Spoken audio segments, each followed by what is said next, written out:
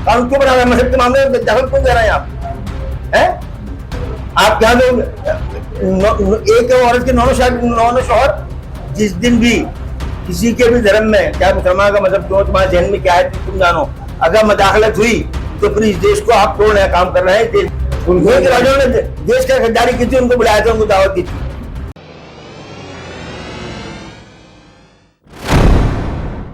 आदाब, मैं हूं मुमताज आलम रिजवी और इस वक्त मैं निज़ामुद्दीन में हूँ और हमारे साथ मौजूद हैं शफी देलवी साहब, जो कि चेयरमैन हैं फेडरेशन ऑफ मुस्लिम ऑर्गेनाइजेशन के।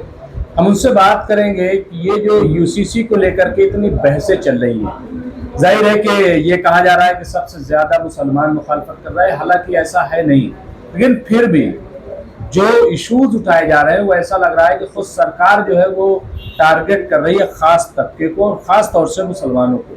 शफी साहब, ये जो यूसीसी को लेकर के इतना बॉन्डर मच गया है, हालांकि अभी कोई मसौदा सामने नहीं है, कोई ड्राफ्ट सामने नहीं है, क्या करेंगे क्या ना करेंगे, लेकिन क्या लग रहा है कि ये कितना शोर क्यों है? ये पॉलिटिकल गेम है पूरा का पूरा, क्योंकि एक बेवकूफ़ी की बात ये आती है निकल के कि साहब आप किसी लोगों से राय मांग रहे हैं। आम राय किससे मांग रहे हैं आप? मसौदा कहाँ है आपके पास? यूनिफॉर्म सिविल कोड, आप कॉमन सिविल कोड लाना चाहते हैं। कॉमन सिविल कोड लाने के लिए कोई मसौदा तैयार किया आपने?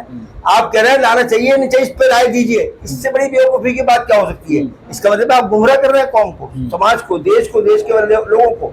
आप मसौदा लाइए साहब, हम चाहते हैं कि ये यूसीसी जो है लागू होना चाहिए, ये इसका मसौदा है, इस पर कोई राय दीजिए। तो बात समझ में आती है कि आप क्या करना चाह रहे हैं। वो बनाया नहीं आपने, बगैर उसके बनाए आप वो लेके आगे साहब राय दीजिए अपनी। तो राय देंगे तो इंतशार तो पैदा होगा, गलतफहमियां पैदा होंगी, कंट्रोवर्सी खड़ी होगी। तो आप क्या चाहते हैं इस देश में?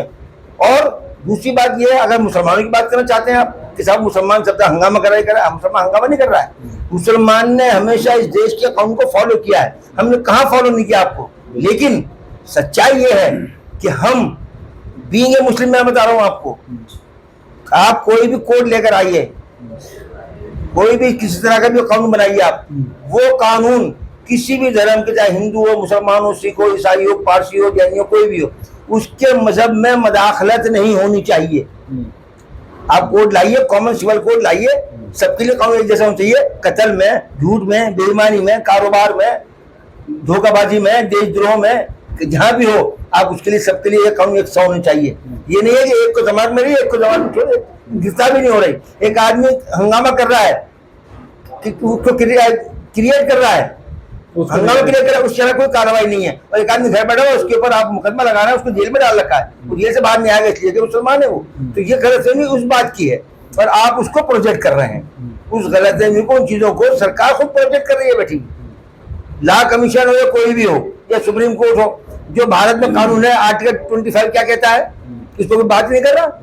आर्टिकल 25 ये, आप ये तो कह रहे हैं 44 में ये लिखा है कि साहब एक जस्टिस कानून होना चाहिए। हम तो खुद कह रहे हैं कानून होना चाहिए।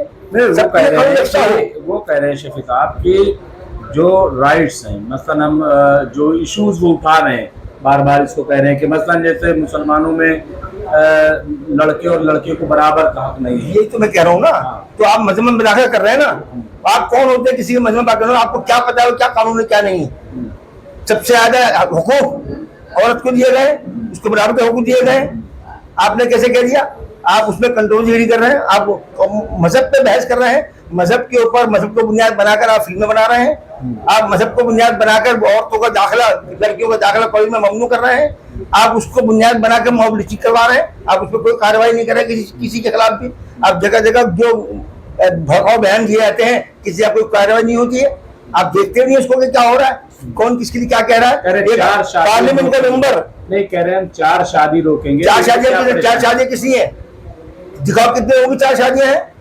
4 शादी करने के लिए कानून है, मुसलमान को हक है, लेकिन उसके साथ बंदिशें कितनी है, पाबंदियां कितनी है उसके साथ? क्या है कर सकता है? तो क्या कानून बना देंगे तो किसका कानून बना दोगे? कानून क्यों बना रहे हैं? मजहब के मामले में दखल क्यों दे रहे हैं आप? हैं? आप क्या लोग एक औरत के 9 शौहर, 9 पति? आपने कभी देखा? कभी आपने कमेंट किया था उसके ऊपर? कभी आपके हम किसी धर्म को उंगली उठाना नहीं चाहते किसी तरह से भी, क्योंकि हमारा मजहब ये कहता है लकुम दीनुकुम वलिय दीन, तुम्हारा दिन तुम्हारे लिए, हमारा दिन हमारे लिए, ये हमारा मजहब कहता है। हम किसी मजहब में मजाक करते हैं ना, हमारा मजहब किसी को बुरा कहने को कहता है, किसी के मजहब को बुरा मत कहो, हमारा मजहब कहता है, कुरान कहता है हमारा। और आप हमें अटैक कर रहे हैं हमारे ऊपर, किस लिए?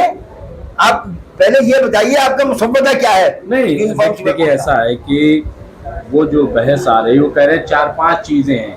देखिए आदिवासियों, अभी अमित शाह से मुलाकात करने गया था एक डेलीगेशन नागालैंड का, उसने कहा कि नहीं मैं जो आर्टिकल 371A है उसे मैं मुदाखलत नहीं करूंगा, ईसाइयों के बारे में नहीं बोलूंगा। फिर वो कह रहे हैं कि जो 4 शादी है ये हमें रोकना है, जो बच्चा गोद लेने का इनके यहाँ वो नहीं, वो मुझे ठीक करना है, बराबरी का है। नहीं कह रहे हम हुकूमत है। आप हुकूमत है, किसी मजहब में दाखिल करोगे, मजहब में दाखिल करोगे, आप क्या मजहबी जंग छेड़ना चाहते हैं इसको? आप करेंगे क्या? हम क्या करेंगे? पूरे हिंदुस्तान में, पूरे भारत में बता रहा हूँ आपको, मैं पेशिंग नहीं कर रहा हूँ, मैं नहीं करने जा रहा हूँ। नहीं वो बार बार कह रहे हैं कि भाई ये तुम्हारे एजेंडे में था, मैंने तुम्हारे एजेंडे में क्या था हम नहीं जानते। लेकिन जिस दिन भी किसी के भी धर्म में, चाहे मुसलमान का मजहब क्यों, तुम्हारे जहन में क्या है तुम जानो, अगर मदाखलत हुई तो फिर इस देश को आप तोड़ रहे काम कर रहे हैं, देश में नफरत फैलाना काम कर रहे हैं। 3 तलाक पे तो कर दिया, आपने 3 तलाक पे कर दिया, के तलाक रुक जाएंगी, तलाक रुक जाएंगी, जिनको तलाक होनी है। घरों में झगड़े होते हैं, मियां के झगड़े भी होते हैं, सब जगह होते हैं, ये सब उसके लिए शरई तौर पे हमारे पर्सनल मौजूद है, हम शरई तौर पर बैठ के उसका फतवा लेते हैं, मसला आलिम के साथ जाते हैं, कुरान को फॉलो करते हैं, शरीयत को फॉलो करते हैं। तलाक का मसला हो, शरय का खिला का मसला हो, गोद लेने का मसला हो, घर में झगड़ों किसी बात से मसला हो। एक चीज और ये फैलाई जा रही है, अभी यति नरसिंहानंद ने कहा कि 2029 में जो है वो तो यहाँ मुसलमान प्राइम मिनिस्टर बन जाएगा, और इसके अलावा ये कहा जा रहा है कि इतनी आबादी बहुत यही जाएंगे ना, ये मतलब प्रत्यक्ष अभी कर्नाटक जो फ्रांस में हो रहा है वो जो हिंदुस्तान में हो रहा है, तो आपको खतरा मुसलमान से है ना, सिर्फ मुसलमान की बात करो ना, ये बात आगे ना सामने। वो कह रहा है कर्नाटक में एमपी कहता है कि हिमाचल में बैठ रहे हैं मुसलमान, हिमाचल खाली करो, इनको खाली करा देंगे मुसलमानों से हिमाचल प्रदेश को। क्या है ये कौन सा एक्स्ट्रा कानून है? आप सिविल कोड की बात कर रहे हैं, इस पे आपने क्यों अंकुशी लगाया, बंदिश क्यों लगा रहा है? आपके मेंबर पार्लियामेंट, आपके लीडर, आपकी पार्टी के लीडर, आपके सोसाइटी लीडर, आरएसएस के लीडर, कांग्रेस क्यों हिमाचल में तो कांग्रेस सरकार क्यों नहीं अरेस्टिंग? वही वो कह रहा हूँ ना, मैं किसी पार्टी की बात नहीं कर रहा हूँ, नहीं सही बात, मैं पार्टी के ऊपर नहीं जा रहा हूँ मैं, कि ये बात की बात होगी कौन सी पार्टी के साथ कहाँ नहीं है, ये बाद में बात होगी। आज मैं बात कर रहा हूँ कि जो कुछ आज हो रहा है उसको वो उस पर लागू क्यों नहीं होता है, क्यों इस तरह के भड़काऊ भाषण में बात नहीं? इसलिए कि आपके जहन में सिर्फ मुस्लिम है, आपको जो कुछ भी आप करेंगे डर कैसे हो गया? मतलब जब मुगलों का दौर था तब तो ऐसा नहीं हुआ कि सब हो गए, मतलब मुगलों के खुद गुलाम थे, ये खुद जितने लोग हैं, जितने लोग ये भड़काऊ भाषण दे रहे हैं, इनके जो पूरे पूर्वज थे सब मुगलों के गुलाम थे। मुगलों की हुकूमत कैसे यहाँ पर आने की मुझे बताइए आप। जब तक इन लोगों ने गद्दारी नहीं की थी, मुगल यहाँ कैसे आ गए थे? मैं नाम लेना नहीं चाहता हूँ, यहीं के राजाओं ने देश का गद्दारी की थी, उनको बुलाया था, उनको दावत दी थी और उनकी गुलामियां करेंगे बैठ के। हमें क्या बताना चाहते हैं आप? हम आपको जानते हैं अच्छी तरह से, आपकी ज़हनियत में ये भी जानते हैं। और आज जो आप कह रहे हैं, जो आपने भी बात कही है, वही बात है कि मुसलमान जो इतना उछल रहा है, वो कह रहे हैं आप जो आप कह रहे हैं, हम नहीं कह रहे हैं, हम नहीं उछल रहा है, हमें बिल्कुल डर नहीं है आपसे किसी से भी। लेकिन आप जो कह रहे हैं कि इस तरह मुसलमान उछल रहा है, तो पहले अपनी जबान देखो, जब तुम जबान ये इस्तेमाल करोगे तो मुसलमान क्या करेगा? हम तो सिर्फ आपकी उस जहनियत का जवाब दे रहे हैं कि तुम्हारे जहन में क्या है, तुम अपने जो जहन में तुम्हारे जो प्लानिंग है उसको तुम खुद क्लियर कर रहे हो, आपके लोग क्लियर कर रहे हैं, उसकी बात जमात जवाब देके होम मिनिस्टर खुद बात क्लियर कर रहे हैं, बात कर रहे हैं कॉमन सिविल कोड की। और निशान में उपाध्याय जो वकील है वो अभी अपनी एक स्पीच में ये कहता है कि दरअसल ये कांटे हैं, इनको वक्त से पहले उखाड़ के फेंकना चाहिए। फिर क्या हुआ ये? तो इसका मुसलमानों के खिलाफ कर रहे हैं ना आप ये काम, सिर्फ यक्सा सिविल कोड सिर्फ मुसलमानों के लिए आ रहा है, ये मतलब कहना चाहते हैं आप? हैं? फिर क्यों कह रहे हो ये बात कि मुसलमान से वो कर रहा है, हंगामा कर रहा है? क्यों कह रहा है आप ये बात? आपको जो कुछ ये बात कहनी थी, आप यक्सा सिविल कोड लाके उसको पास करा के उसके बाद में कहते हैं हमने इसलिए करा। आज आप कह रहे हैं, इसका मतलब आपके जहन में मौजूद है और आप एंटी मुस्लिम फिजा खड़ी कर रहे हैं, लोगों को कह रहे हैं कि हम मुसलमान खड़े कर रहे हैं, तुम बेचुके बैठे रहो ताकि हम 24 के चुनाव जीत जाए, नफरत फैलाकर। आप यहाँ देश को मजहब के नाम पर बांट रहे हैं और हम लोग मजहब के नाम पे बच्चे नहीं देंगे। वो तो अमेरिका में कह रहे हैं सबका साथ, सबका विकास, जूते खा रहे, फिर वहां पे बुराई सुन रहे हैं, लोग कह रहे हैं हम नहीं मानते। आपकी कैसी क्या होती है? डायलॉगबाजी है ये, न सबका विकास है, न सबका विकास है, न सबका विश्वास है। सबका सत्यानाश है। और ये ओबीसी क्या ले आए, पसमानदा मुसलमान करे, हम तो बड़ा हक दिला रहे हैं, बड़ा।